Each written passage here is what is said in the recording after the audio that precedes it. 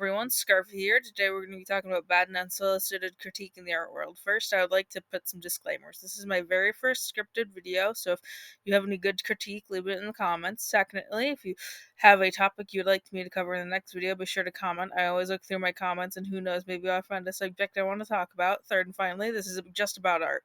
There's a difference between critiquing art and critiquing a bad thing someone has done. With that out of the way, let's get on to the video.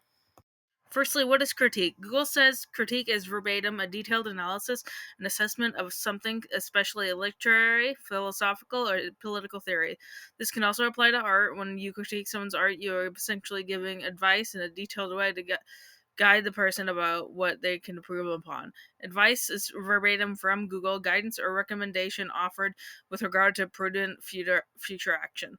Now, I didn't know exactly what prudent means, so I don't anticipate you to either, but verbatim from Google, acting with or showing care and thought for the future. Now, that definition makes sense. Remember these definitions later on, they'll be on the test. Why am I talking about this? As an artist myself, I believe is an important subject to talk about that doesn't get talked about enough. Good critique can help all artists grow, whether you draw, write, paint, sculpt, whatever. Good and fair critique can help you grow your skill set. Without good critique, you wouldn't know what you're possibly doing wrong. You get to see it through someone else's eyes.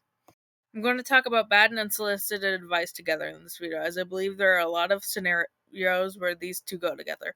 They both have the same effects on the artist as well. From my own personal experience, I've had both of these. Art is a form of expression. As such, it is a part of the artist in a figurative way. It's a way for the artist to express their thoughts, feelings, and past, among many other things. It's just like a person's appearance. You wouldn't go up to a random person in the grocery store and say you need a haircut. Why? Because it's rude. Even if you think you're helping them, you're just making them insecure. Another thing is that this is my opinion and what I've seen from other artists. If you enjoy unsolicited advice, great on you. I hope you can get what you want, and I'm glad you enjoy it. But for me personally, it makes me dislike my products when I liked them before. Bad and unsolicited critique comes in all shapes and sizes, from just practice to full on harassment. Bad and unsolicited critique happens all the time online, you may not have noticed. A situation I want to bring up, which is kind of beating a dead horse, is the croquette situation. Sorry if I'm using the wrong pronouns, I'm just summarizing off the top of my head, where an artist posted their rendering process. Instead of getting support like they should have, because honestly their art is really good, they got not just bad, but terrible quote unquote critique of their art. Why was this, anyways? Because in their art style, they like to draw the eyes up high. As I said, people were quick to quote unquote critique the poor artist, going as far as try to dox them because people didn't like an innocent style. This is an extreme example of bad and unsolicited critique. It's like not liking someone's dyed hair because it's the color you don't like and then proceeding to beat the crap out of them.